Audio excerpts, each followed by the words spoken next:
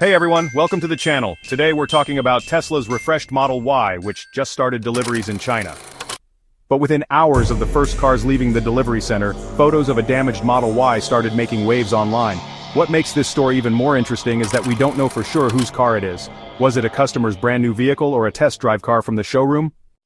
Let's break down everything we know so far. Tesla kicked off deliveries of the refreshed Model Y in China on February 26th with the usual fanfare, balloons, confetti, and happy owners driving off in their new cars.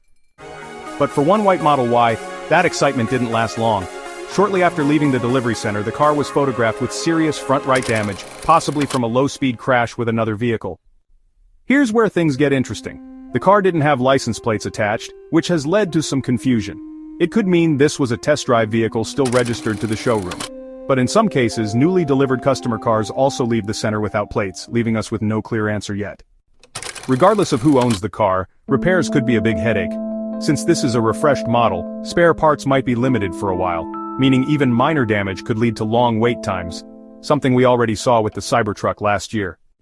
The upside is that Tesla's Giga Shanghai is already moving fast, producing around 2,000 refreshed Model Ys per day. But with production at full speed, spare parts for repairs may not be a top priority just yet. So what do you think? Was this a test drive gone wrong, or just bad luck for a new owner? Drop your thoughts in the comments below. And if you want to stay updated with more quick EV news and Tesla updates, make sure to like, subscribe, and hit that bell icon. Thanks for watching, and we'll catch you in the next one.